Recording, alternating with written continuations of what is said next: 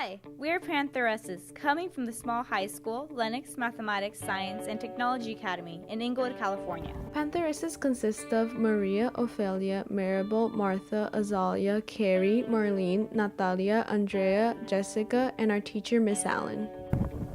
We, the Pantheresses team, decided to take on the big issue of air quality after witnessing its effects not only on our community, but also globally. Air quality is a major concern to our team given the fact that Lennox and Inglewood, California are in such close proximity to LAX, the world's third largest airport with aircraft movement. The air quality of both cities is a great concern for citizens because they are under the path of many commercial flights. Thus, the particles and pollution that are emitted from the planes could cause many health problems for the residents. Not only is LAX a threat to both cities' air quality and pollution levels, but so are the 405 and 110 freeways that pass on the outskirts. Through the creation of an iOS and Android app, website, video, and many social media outlets, we plan to educate the public on the reality of their air quality and the possible health effects it can have on the body. To gain more knowledge on our current air quality situation, we spoke with distinguished individuals with experience in the respectable fields: Arthur Weiner, David Turner, and Edward Lawrence. Okay, so my name is Dr. Arthur Weiner.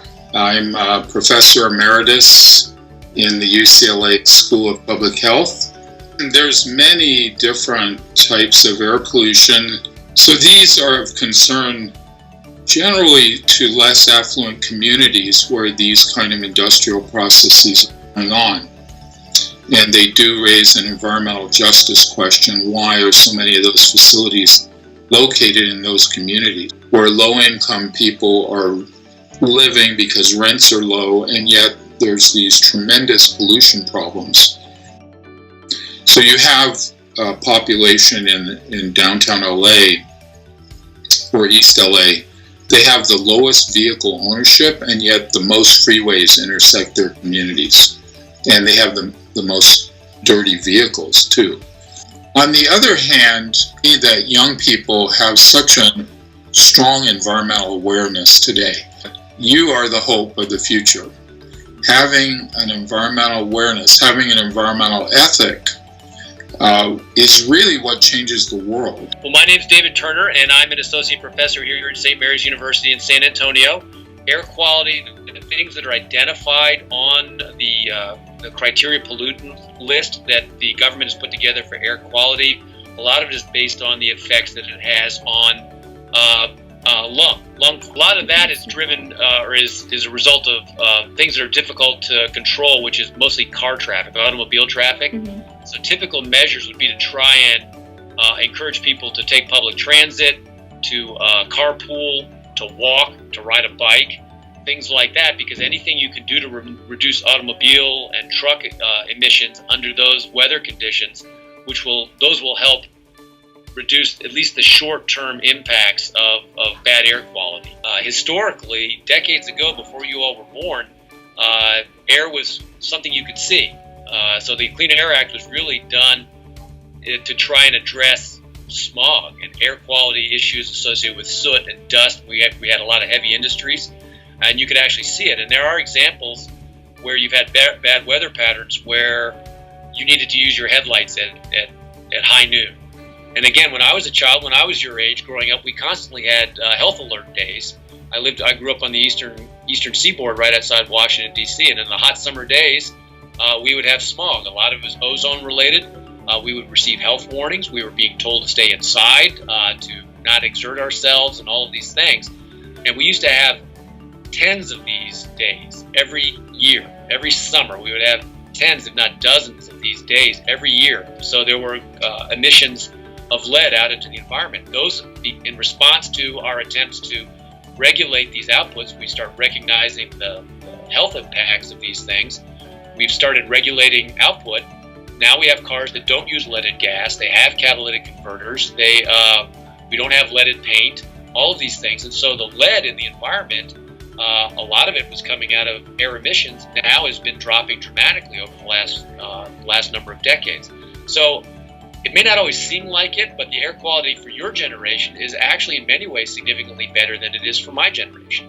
But a lot of it is because of hard work of people that are involved, people of my generation and your generation. And we have to stay on top of it to make sure we continue to make progress. If we just, as I already said this, so if we think we've achieved victory, then we really haven't. So it's a continuing process, and once you sign on for life.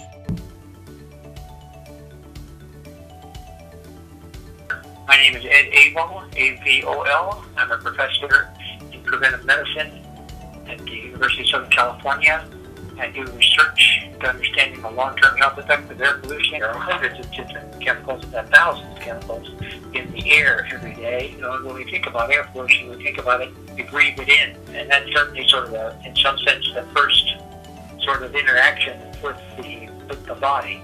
Some of the pollutants are deposited in the airway. Some of them cross the air-blood barrier in the lungs, and once they get into the blood system, they really can be transported anywhere throughout the body. There are thousands and thousands of studies looking at the long-term effects of air pollution on human health. And some of those do suggest associations between air pollution exposure, particularly particles, those small pieces of dirt floating in the air, as well as certain gases, such as ozone, have been associated with increased hospital admissions, increased cardiovascular and respiratory disease, and increased mortality associated with cardiovascular and respiratory disease. Data has come up and shows that air pollution is associated with obesity and even diabetes. We've seen associations for various pollutants with early birth, preterm birth. We've seen it with some low birth weights, and both of those have impacts in terms of the child's development later on in life. To actually see the AQI, Air Quality Index, that measures air quality, in our community, the team decided to venture out to different locations within LA, including Dockweiler, LAX, Redfern, Prairie, The Forum, etc.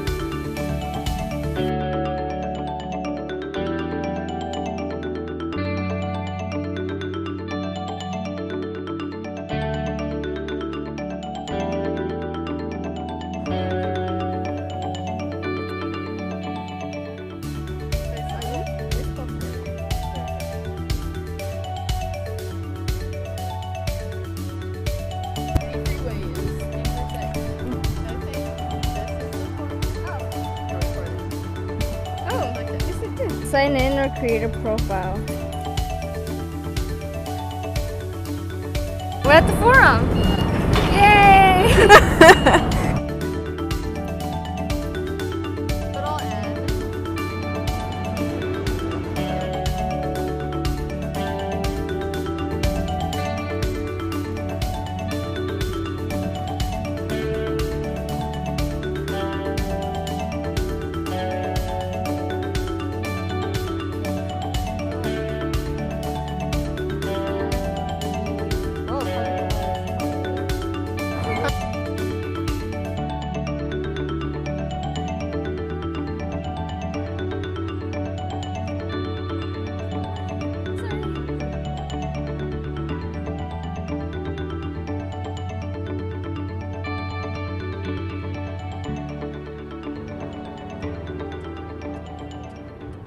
For the education of the public and our community members, the Panther SS team has developed the apps L Air Quality that include many specific data that was collected by the team, the full interviews, research on the health concerns from air quality, current solutions, and how you can be involved in making our home, city, and planet a better place to live.